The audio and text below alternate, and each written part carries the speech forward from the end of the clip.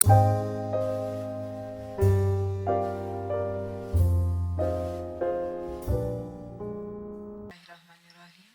Assalamualaikum warahmatullahi wabarakatuh. Selamat pagi anak-anakku sekalian. Selamat berjumpa di Sivitas Akademi SMA Negeri 1 Pangalengan yang kita cintai ini. Selamat atas perjuangan kalian untuk bisa masuk di SMA Negeri 1 Pangalengan. Dalam pembahasan hari ini, Ibu akan menyampaikan tentang tema wawasan Wiyata Mandala dengan narasumber dari Dr. Randa Iim Aisyah. Untuk itu, silakan Ibu Iim untuk menyampaikannya. Terima kasih. Bismillahirrahmanirrahim. Assalamualaikum warahmatullahi wabarakatuh. Pertama-tama, saya sebagai pemberi materi dan sekaligus sebagai guru di SMA Negeri 1 Pangalengan mengucapkan selamat kepada anak-anakku yang telah diterima di SMA Negeri 1 Pangalengan. Selamat bergabung di kampus kita tercinta. Baiklah, materi yang akan disampaikan adalah wawasan Wiyata Mandala. Pengertian dari wawasan Wiyata Mandala ini berasal dari 3 kata. Wawasan itu artinya cara pandang atau cara memandang. Kemudian Wiyata itu adalah pendidikan atau pembelajaran. Dan Mandala itu adalah lingkungan atau lingkaran atau disebut bundaran. Jadi wawasan Wiyata Mandala itu bisa diartikan sebagai cara memandang kita ya sebagai masyarakat maupun siswa terhadap lingkungan pendidikan sebagai pusat pembelajaran. Nah, itu mungkin pengertian daripada wawasan Wiyata Mandala. Jadi kalau diartikan, wawasan Wiyata Mandala itu sebagai wadah untuk melaksanakan kegiatan pendidikan dan pembelajaran. Mungkin itu pengertian dari wawasan Wiyata Mandala itu sendiri. Jadi intinya dari pengertian wawasan Wiyata Mandala itu, Bu Im, intinya pelaksanaan yang harus dipahami, dilaksanakan oleh siswa-siswi SMA Negeri 1 Pangalengan, khususnya siswa baru yang sedang melaksanakan MPLS sekarang ini. Itu intinya ya. Intinya seperti itu. Ya, untuk selanjutnya Bu Im, tadi sudah disampaikan pengertiannya. Sekarang ini ada pertanyaan ini. Anak-anakku ini ada pertanyaan. Mengapa siswa baru yang masuk ke lingkungan SMP dan SMA sekarang kalian khususnya di sini SMA Negeri 1 Pangalengan harus diberi tentang materi wawasan Wiyata Mandala? Itu apa yang menjadi alasannya? Mengapa siswa harus diberikan wawasan Wiyata Mandala? Itu ini. Ya, terima kasih. Jadi betul sekali ya pertanyaannya, bahwa kenapa setiap siswa baru baik di SMP maupun di SMA mungkin di seluruh Indonesia harus diberikan dulu ada kegiatan disebut dengan MPLS, masa pengenalan lingkungan sekolah. Kemudian salah satu materinya adalah wawasan Wiyata Mandala. Ini kita melihat bahwa ada 3 hal yang penting di dalam mengenal tentang wawasan Wiyata Mandala atau lingkungan pendidikan. 1, misalnya tentang mengetahui. 2, harus mengenal. Dan 3, harus mencintai. Jadi secara arti pomeoknya gitu ya, tak tahu maka tak kenal, tak kenal maka tak cinta gitu ya di sini. Jadi artinya sebelum masuk ke lingkungan pendidikan SMA Negeri 1 Pangalengan ini, semua siswa diharapkan mengetahui dulu, mengetahui apa saja. Misalnya di dalam lingkungan sekolah itu ada 2 lingkungan ya, lingkungan fisik dan lingkungan sosial. Lingkungan fisik yaitu bangunan. Misalnya apa saja yang ada di lingkungan SMA 1 Pangalengan itu, kita ketahui dulu. Misalnya ada perpustakaan, ada ruang guru, ada masjid misalnya ya, ada tempat parkir, ada ruang kepala sekolah, dan lain sebagainya. Ini semuanya dikenal dulu, diketahui ya, diketahui setelah itu terus dikenal.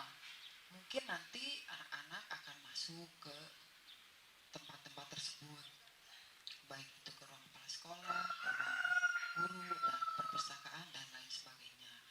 Kemudian setelah kita ketahui, terus mengenal, nah dengan mengenal mungkin akan muncullah rasa cinta terhadap lingkungan sekolah tadi.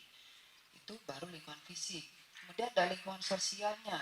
Di lingkungan sosial, selain siswa ada guru, kemudian ada kepala sekolah, ada TU, ada penjaga, ada mungkin satpamnya, dan lain sebagainya. Ini juga sama, setiap siswa baru itu wajib mengenal. Misalnya siapa kepala sekolah SMA Negeri 1 Pangalengan itu. Kemudian siapa guru mata pelajaran bahasa Jepang misalnya, guru bahasa Inggrisnya, dan lain sebagainya.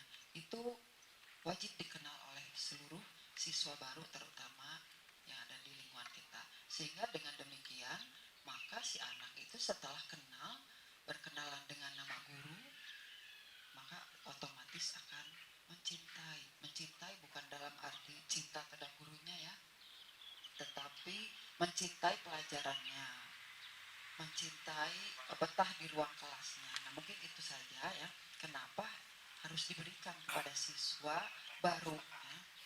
Misalnya perpustakaan, kalau tidak ada guru itu bagaimana, atau kalau ditugaskan harus kemana. Anak-anak sudah tahu, sudah mengenal, dan tentunya akan mencintai perpustakaan tersebut. Mungkin itu saja yang bisa disampaikan. Ya, sudah gamblang ya disampaikan oleh Bu Iim. Bagaimana dengan anak-anak? Apakah sudah kenal dengan lingkungan sekolah SMA Negeri 1 Pangalengan? Apakah sudah masuk? Ada laboratoriumnya apa saja? Ada, jangan yang dicari itu hanya kantinnya saja, ya. Tapi cari, mungkin oh mesinnya coba dilihat ini digambar begitu megahnya, ya.